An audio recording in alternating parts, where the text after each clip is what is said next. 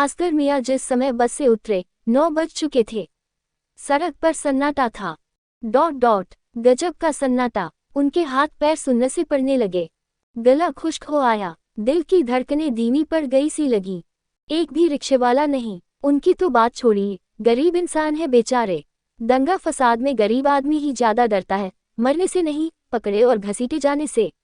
लेकिन कुत्तों और गायों को क्या हुआ जो इस कदर सड़क को घेरे हुए लेटे और खड़े रहते हैं कि लोगों का आराम से गुजरना मुहाल कर देते हैं। वे सब किधर गए? और 3-4 जो दूसरे लोग उतरे थे बस से, वे हालांकि उनमें से कोई भी उनकी जान पहचान का न था, लेकिन उतरते ही वे सब के सब कब अंधेरे में बिला गए, पता ही न चला। आम दिनों में रात के 9 बजे का समय इस शहर में ऐसा नहीं होता कि इतनी मुर्दनी छा जाती हो। 9 से 12 बजे वाला सिनेमा का शो खत्म होने के बाद 12:30-1 बजे तक भी कम से कम हलवाइयों की दुकानें तो खुली ही रहती हैं। 1-2 पल तो असगर मियाँ की समझ में ही नहीं आया कि वे करें क्या, किधर जाएं। तभी उनकी निगाह सामने वाले चौराहे पर खड़े पीएसी दल पर पड़ी। वे अंदर तक हिल गए। वास्ता तो उनका कभी पड़ा नहीं था, लेकिन सुन उन्होंने काफी रखा था कि कर्फ्यू के दिनों में सड़क पर टहलते आदमी को पीओएओसीओ वाले कपास की तरह धुनते हैं। घर यहाँ से 2 किलोमीटर की दूरी पर है असगर मियाँ, और पूरे 4 चौराहे पार करने पड़ेंगे वहां पहुंचने तक। वे खुद से बोले, हादसा अगर दंगाइयों ने नहीं किया, पहले, दूसरे, तीसरे चौराहे पर तैनात पीएसी वालों ने नहीं किया, तो क्या गारंटी है कि चौथे चौराहे पर तैनात पीएसी वाले नहीं कर डालेंगे। एकाएक उन्हें ख्याल आया कि अपने अहमद भाई का मकान पास में ही है। इस डरावनी और खतरनाक रात में किसी भी तरह का कोई खतरा मोल लेना उन्हें अक्लमंदी नजर नहीं आया। घर में अकेली बैठी नाजमा की निगाह में तो वे अभी भी दिल्ली में ही थे। अब पहुंचूं या सवेरे, क्या फर्क पड़ता है, ये सोचते ही उनके कदम खुद ब खुद अहमद भाई के मकान की ओर मुड़ गए। कभी भी न पहुंचने या टूटा फूटा पहुंचने से कहीं बेहतर है कि देर से ही सही सलामत घर पहुंचूं, उन्होंने सोचा। हुआ यूं था कि बकरीद के तुरंत बाद असगर मियाँ को दुकान में सौदा कुछ कम महसूस होने लगा। सोचा, दिल्ली जाकर किनारी बाजार और सदर बाजार वगैरह से कुछ जरूरी आइटम खरीद लाए जाएं। खाली सी देखने वाली दुकान में खरीदारी की तो बात ही अलग है, ग्राहक घुसने से भी कतराता है। घर पर जिक्र किया तो नाजमा बेगम ने साफ मना कर दिया। कहा, मियाँ, दिल्ली जाने से अच्छा है कि यहीं के थोक दुकानदारों से माल उठा लो। उम्र और शरीर दोनों का ख्याल करो। यहाँ पर 20% से कम मुनाफे पर माल नहीं देते हैं हरामखोर। उनकी बात पर वह बोले, अपना और माल का किराया भाड़ा लगाकर 10% तो अपना भी खर्च हो ही जाता होगा। नाजमा बी ने पूछा, हाँ, इतना तो हो जाता है। उन्होंने कहा, कोई पुलिस वाला या सेल्स टैक्स वाला पीछे पड़ जाए तो 15% भी समझ लो। तब नाजमा भी भड़की, 100 में 5 रुपये के पीछे जान जोखिम में डालना कहाँ की अक्लमंदी है इस उम्र में। सवाल 5 रुपये का नहीं है बेगम, उन्होंने दलील दी। यहाँ के थोक दुकानदारों पर माल की ज्यादा वैरायटी नहीं मिल पाती है, वही सामान उठाना पड़ता है जो इनके पास मौजूद हो। तो ये कि ग्राहक ऐसी चीज पर अटकता है जो बाजार में दूसरे दुकानदारों के पास न हो या उनसे कुछ हटकर अलग सी हो। अलग सी दिखने वाली चीज पर मुनाफा भी 4 पैसे ज्यादा मिल जाता है, असगर मियाँ ने समझाने के अंदाज में कहा। नाजमा भी उनकी बात से सहमत हो गई हूँ, ऐसा नहीं था, लेकिन निरुत्तर जरूर रह गई। उन्हें चुप देखकर असगर मियाँ मन ही मन डर रहे थे कि बेगम साहिबा के दिमाग में उनकी दलील के खिलाफ कोई नया पैंतरा न पैदा हो जाए। वे चुपचाप उनका चेहरा निहारते बैठे रहे और चारपाई की उधरी हुई बान को अपनी तर्जनी उंगली पर लपेटते उधेड़ते रहे। कब जाओगे? कुछ देर की चुप्पी के बाद नाजमा ने पूछा। जाना ही है तो देर क्या करना, वे बोले, कल सवेरे सवेरे निकल जाता हूँ। सवेरे सवेरे क्यों? गाड़ियाँ तो रात भर चलती हैं दिल्ली के लिए। पैसे लो और अभी निकल जाओ। नाजमा ने ताना कसा। तुम तो बुरा मान जाती हो जरा सी बात का। असगर मियाँ आहत स्वर में बोले, खाली दुकान खाने को दौड़ती है तो खाली घर हमें काटने को नहीं दौड़ता क्या? बेगम ने नहले पे देहला जड़ा। एक बारगी तो असगर मियाँ उनका चेहरा ताकते रह गए, फिर दबी सी आवाज में बोले, कमाल करती हो नाजमा भाई, सुबह को जाऊंगा और देर रात तक लौट आऊंगा, और फिर पहली बार तो जा नहीं रहा हूँ दिल्ली, पहले भी जाता रहा हूँ। इतना कहकर वे चुप बैठ गए, लेकिन नाजमा बी ने जब कोई जवाब नहीं दिया तो बोले, दुकान जाता हूँ, तब भी तो अकेली ही रहती हो सुबह से शाम तक। हाँ, इस बात से तिलमिलाकर नाजमा बोली, लेकिन तसल्ली तो रहती है कि आप आसपास इस शहर में ही हैं। दिल उखड़ता है तो बुर्का डालकर निकल जाती हूँ दुकान की तरफ। देख आती हूँ एक निगाह और तसल्ली पाकर काम में लग जाती हूँ घर आकर।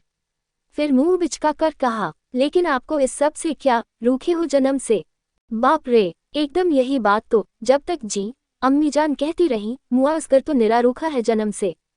यही बात जब से ब्याह कर आई है उनके घर, नाजमा भी दोहराती रहती है, ठीक कहती है अम्मी जान, रूखे हो जन्म से। और कभी कभी तो खुद उन्हें भी लगता है कि वे वाकई रूखे और नीरस है पूरी तरह। दोस्ती, लगाव, प्यार उनका सिर्फ एक के साथ है, दुकान के साथ। दुकान उनकी जीनत है, जन्नत है और वहां बैठना ही उनकी इबादत है। एकाएक सड़क किनारे की एक दुकान के चबूतरे के नीचे से सरसराहट की आवाज सुन एक पल को वे ठिठक से गए। कलेजा धक से गले को आ गया। कान कड़े से होकर आवाज का जायजा लेने को दाएं बाएं घूमने से लगे। घोड़े के कानों की तरह आवाज की दिशा में गर्दन घुमाकर देखने की उनकी हिम्मत नहीं हुई। चौकन्ना सा होते हुए चाल कुछ तेज कर दी, बस जाल तू जलाल तू, आई बला को टाल तू का जाप भीतर ही भीतर इतनी तेजी से चल पड़ा कि पता ही नहीं चला कितनी बार उसे पड़ गए वे। बावजूद इस ताकतवर मंत्र के उन्हें लगता रहा कि चबूतरे के नीचे सरसराने वाली बला टल नहीं रही बल्कि धीरे धीरे करीब आती जा रही है। काला भुजंग, मांसल शरीर, कड़वे तेल में नहाया हुआ, पलक झपकते ही मुट्ठी से रपट जाने वाली चिकनाहट। जैसे जैसे दुकानें पार करके आगे बढ़ते रहे, बला 1 से 2, 2 से 3 और 3 से 4 होती रही। 8-10 दुकानों के बाद तो जैसे पूरा हुजूम ही पीछे लग गया। उनके माथे पर पसीना चुआया, चाल खुद ब खुद कुछ और तेज हो गई। उन्हें लगा कि एक एक बला के हाथ में चौड़े फाल वाला चाकू है। घुप अंधेरा होने के बावजूद उन चाकुओं का फाल उन्हें चमचमाता सा नजर आ रहा था। या अल्लाह, मैंने ये कैसी बेवकूफ़ी कर दी, वे मन ही मन बुदबुदाए। जेब में न मकान का पता लिखा कोई पुर्जा है न दुकान का। अपनी पहचान के लिए कोई निशानी भी जेब में नहीं छोड़ी। मुसलमान होने का डर मन में ऐसा समाया कि सामान खरीदने के सारे बिल फाड़कर चलती बस की खिड़की से बाहर फेंक दिए रास्ते में ही। बिल्टी की रसीद भी डाक से भेजवा देने के लिए कह आया दिल्ली वाले होलसेलर को। बचे हुए 50 रुपए के नोट को बत्ती बनाकर पाजामे के नेफे में उलझ लिया था, लेकिन उस पर उनका नाम पता थोड़े ही लिखा है। उसका तो पता भी शायद किसी को न लगे।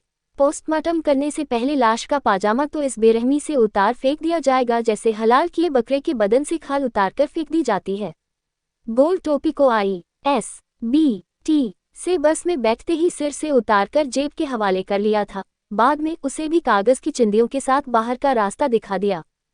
अनगिनत बलाओं से घिरे, बेहद डरे हुए कदम ब कदम वे आगे बढ़ते और सोचते रहे, दाढ़ी रखता नहीं हूं और सिगदे में भी बस इतना ही झुकता हूं कि माथे पर उसकी निशानी न चुस्पा हो जाए।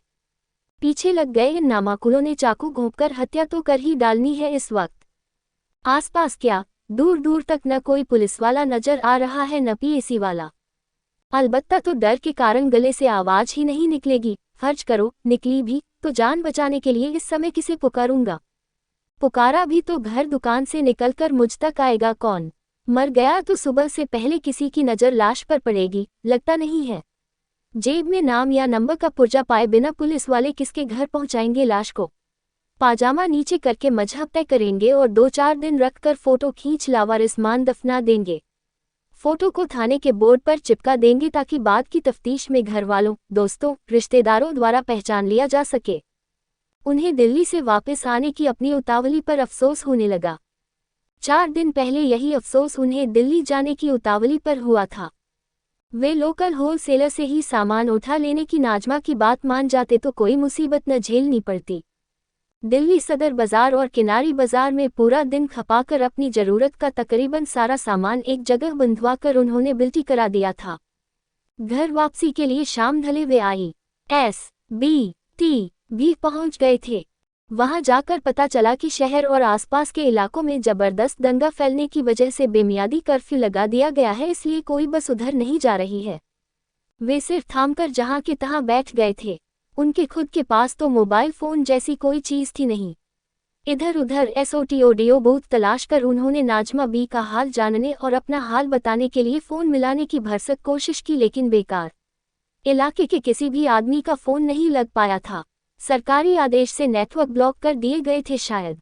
वे वापस सदर बाजार गए और अच्छी जान पहचान के एक दुकानदार को बिल्टी पकड़ाकर बोले, अस्सलाम वालेकुम हाशिम भाई। सलाम वालेकुम असगर मियाँ। हाशिम मुस्कुराकर बोला, कोई आइटम बाकी रह गया क्या? नहीं भाई, उन्होंने कहा, पहुंचा तो पता चला कि शहर में दंगा फैल गया है। बसों का जाना आना बंद रहेगा कर्फ्यू रहने तक। ओह, हाशिम ने आह भरकर कहा, तो रुकने का इंतजाम करूं कहीं? शुक्रिया हाशिम भाई, उन्होंने कहा, आप बस ये बिल्टी रख लीजिए। 2-4 दिन में कर्फ्यू हट जाने की जैसे ही आपको खबर मिले डाक से भेज देना। हाँ हाँ असगर मियाँ, क्यों नहीं। बिल्टी को उनसे लेकर गले में रखते हुए हाशिम बोला, मैं ध्यान रखूंगा, आप बेफिक्र रहिए। बिल्टी हाशिम को पकड़ाकर वे सदर से बाहर की एक मस्जिद के इमाम के पास चले गए थे जो पहले ही उन्हें अच्छी तरह जानता था। कर्फ्यू वाले 4 दिन उन्होंने सड़कों और बाजारों में आवाराओं की तरह घूमते हुए बिताए। नाजमा बी के बारे में सोच सोचकर उन्होंने 1000 से ज्यादा बार अल्लाह से माफ़ी मांग ली थी, इस बार माफ़ कर दो परवरदिगार। नाजमा को महफूज रखो, आपके बाद उनको इस तरह अकेला छोड़कर शहर से बाहर कहीं नहीं जाऊंगा।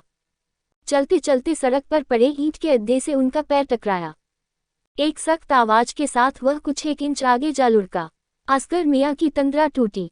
बलाओं ने फिर उन्हें आ घेरा। आज शाम से कुछ पहले के समाचारों में उन्होंने सुना था कि शहर के हालात सामान्य हो चले हैं, इसलिए प्रशासन ने कर्फ्यू उठा लिया है और राज्य परिवहन की बसों को सुबह 9 बजे से रात 9 बजे तक आवाजाही की इजाजत दे दी है। ये सुनते ही उनका मन खुले बछड़े की तरह उछल पड़ा और अगले 2 ही पल में उसने उन्हें ISBT पहुंचा दिया। जिस समय बस में बैठे 5 बज रहे थे शाम के, और ठीक 5:30 बजे ड्राइवर ने बस को सड़क पर दौड़ाना शुरू कर दिया था।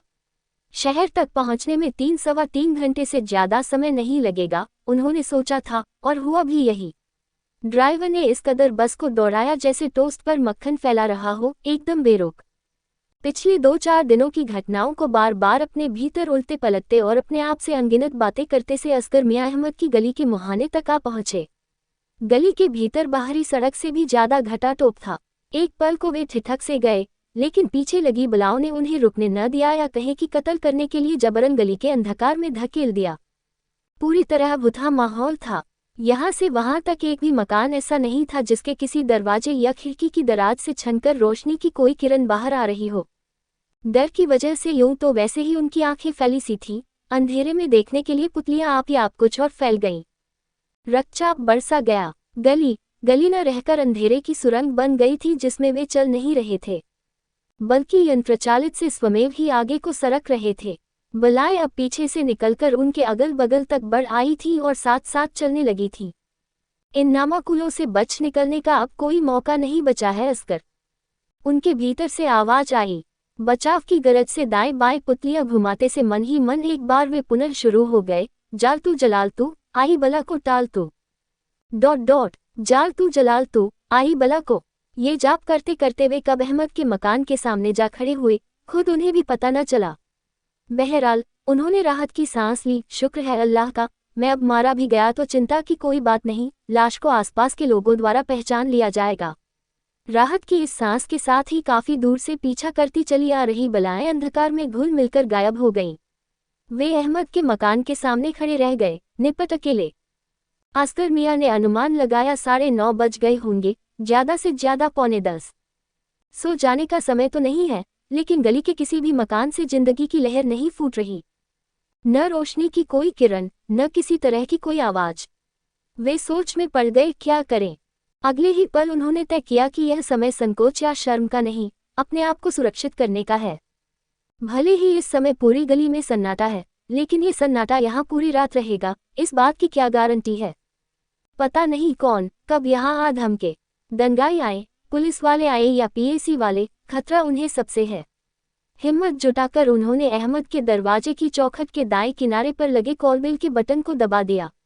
घंटी नहीं बजी। उन्होंने उसे दोबारा दबाया, फिर तिबारा, लेकिन घंटी नहीं बजी। बिजली ही गुल है शायद, उन्होंने सोचा, वक्त बुरा हो तो हर शय गुल हो सकती है। हारकर दरवाजे पर लटकी बाहरी सांकल को पकड़कर जोरों से खड़खड़ा दिया उन्होंने। खड़ खड़ खड़ खड़ खड़ खड़ खड़ खड़। दरवाजे पर सांकल के खड़खड़ाने की आवाज इतनी भयानक हो सकती है, अब से पहले उन्हें नहीं मालूम था। खड़ खड़ की उस आवाज ने जैसे पूरे मोहल्ले को ही जगा डाला। असगर मियाँ डर से गए। उन्होंने महसूस किया कि आसपास के कुछ मकानों की खिड़कियां गली में झांकने के लिए हल्की सी हिली या खुली थी। उन्हें अफसोस भी हुआ और डर भी लगा कि घुप अंधेरे में खड़ा होने की वजह से आसपास का कोई भी जन उन्हें पहचान नहीं पाएगा, लेकिन अपने लिए रोशनी पैदा करने का तो कोई तरीका इस समय उनके पास था ही नहीं। कत्ल के अपराधी सरीखे गर्दन झुकाए वे बिना हिले जस की तस अपनी जगह पर खड़े रहे। अहमद के घर के भीतर कोई आहट महसूस न कर मजबूरन उन्हें दोबारा सांकल बजानी पड़ी। इस बार सफलता मिली। अहमद के घर की पहली मंजिल पर बाहर की ओर खुलने वाली खिड़की हल्की सी खुली और उसमें से उसकी 10 वर्षीय बेटी जास्मीन ने पुकारा, को न। यह आवाज सुनते ही असगर मियाँ के शरीर में जैसे प्राण लौट आए। गर्दन उठाकर उन्होंने कहा, मैं हूँ बेटी, असगर। इस वक्त उसने पूछा और गर्दन घुमाकर एक बार पीछे को देखा। हाँ, दिल्ली से लौटा था तो घर तक जाने की हिम्मत नहीं हुई इसलिए। लेकिन अब्बू तो घर पर नहीं है, बच्ची ने कहा, बाहर गए हुए हैं। यूं कहकर उसने असगर मियाँ के जवाब का इंतजार किए बिना खिड़की बंद कर ली। असगर मियाँ लुटे पिटे से वहां खड़े रह गए। वे जैसे तैसे उस अंधेरी सुरंग को पार करके इस मकान तक पहुंचे थे। अब वापस यहाँ से कहीं और जाना उनके बूते से बाहर था। दिल थामकर वे आगे बढ़े और अहमद के दरवाजे के सामने बनी चबूतरीनुमा सीढ़ी पर टिक गए। एकाएक उन्हें शेरू याद हो आया, अहमद की गली का खूंखार कुत्ता। किधर गया वह? छोटा पिल्ला था, तभी कोई गली में छोड़ गया था। अहमद ने एक दिन बताया था, गली के बच्चों के साथ मिलकर जास्मीन ने इसे पाल लिया। लेकिन पड़ा तो ये तुम्हारे मकान की इस चबूतरी पर ही रहता है? असगर मियाँ ने पूछा था। हाँ, और बच्चों के मुकाबले जास्मीन ही इसकी ज्यादा देखभाल करती थी न, इसीलिए ये चबूतरी बचपन से ही इसका परमानेंट ठिकाना है। अहमद बोला था, लेकिन नजर यह पूरी गली पर रखता है। किसी की क्या मजाल कि इसके होते कोई अनजान इंसान या जानवर गली में कदम भी रख जाए। फिर कुछ देर बाद बोला, गली की छोड़ो, इस चबूतरी पर भी अपने और जास्मीन के अलावा किसी दूसरे को कभी टिकने नहीं देता है ये। ऐसा? असगर ने आश्चर्य से पूछा।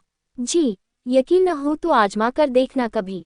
अहमद बोला था, तुम्हें मेरे साथ आते जाते देखकर मेरे दोस्त के तौर पर यह पहचानता है, लेकिन इतनी दोस्ती नहीं रखता कि तुम इसकी जगह पर कब्जा करने की सोचो। इसका सबूत असगर मियाँ को पिछले महीने मिला था। हुआ ये कि अहमद के साथ वे दिल्ली से लौटे थे। दोनों के कंधों पर सदर से लाए सामान की भारी भरकम पोटली थी। असगर भाई, एक काम कीजिए, अहमद ने कहा। क्या? दिन अभी काफी बाकी है, पहले मेरे घर चलकर कुछ देर आराम कर लीजिए। चाय पानी लेकर घंटे भर बाद चले जाना। जैसी तुम्हारी मर्जी, असगर मियाँ बोले और अहमद के साथ ही इधर चले आए। दरअसल जास्मीन को वे अपनी बच्ची जैसा ही मानते थे और जब भी दिल्ली जाते उसके लिए कोई खिलौना या खाने की चीज लाना नहीं भूलते थे। इस बार उसके लिए वे चॉकलेट कैंडी लाए थे। उन्होंने सोचा कि कल के बजाय वे कैंडी आज ही जास्मीन को क्यों न दे दी जाए, बच्ची खुश हो जाएगी। घर की ओर बढ़ते हुए अहमद धनीराम हलवाई की दुकान से समोसे खरीदने के लिए थोड़ा आगे बढ़ गया और खुद वे अहमद के घर के बाहर आ खड़े हुए। उस भारी भरकम पोटली को कंधे से उतारकर उन्होंने दरवाजे के साथ वाली इस चबूतरी पर टिकाया ही था कि सड़क पर खड़ा शेरू उन पर गुर्रा उठा। उनकी समझ में नहीं आया था कि इतनी जान पहचान के बावजूद भी वह उन पर गुर्रा क्यों रहा है। इतने में जास्मीन ने दरवाजा खोला। असगर मियाँ पर शेरू को गुर्राते देखकर वह बोली, अपनी पोटली आपने इसकी चबूतरी पर टिका दी है न, इसीलिए गुर्रा रहा है ताऊजी। इसे यहाँ से हटा लीजिए। ये सुनकर उन्होंने पोटली को चबूतरी पर से उठाकर 100% कंधे पर रख लिया और शेरू ने तुरंत गुर्राना बंद कर दिया था। गली दोबारा अंधेरे की सुरंग बन चुकी थी। बलाएं फिर से उनके चारों ओर इकट्ठा होने लगी थीं। थकान, दहशत और अहमद के घर का दरवाजा न खुलने के अफसोस से हताश असगर मियाँ पहले तो उस चबूतरी पर बैठे, फिर धीरे धीरे लेटते से चले गए। पता ही नहीं चला कि कब उन्हें नींद आ गई या ये कि वे बेहोश हो गए। सुबह 5 बजे के आसपास अहमद के दरवाजे की भीतरी सांकल खड़कने की आवाज से उनकी नींद टूटी। वे उठकर बैठ गए। उन्होंने देखा कि चबूतरी के दूसरे कोने में शेरू सिकुड़ा सिमटा सा लेटा है। उन्हें दुगनी हैरानी हुई जब दरवाजा खुला और दूध लाने वाला डोल हाथ में लटकाए अहमद उसके पीछे खड़ा नजर आया। अहमद भी उन्हें चबूतरी पर बैठा देखकर पूरी तरह सकपका गया। मैं वह हकलाया। कोई बात नहीं, असगर मियाँ खड़े होकर तपाक से बोले, रात काटने को थोड़ा ठिकाना चाहिए था बस, सो इस बेजुबान ने मुझे दे दिया। चलता हूँ, खुदा हाफिज।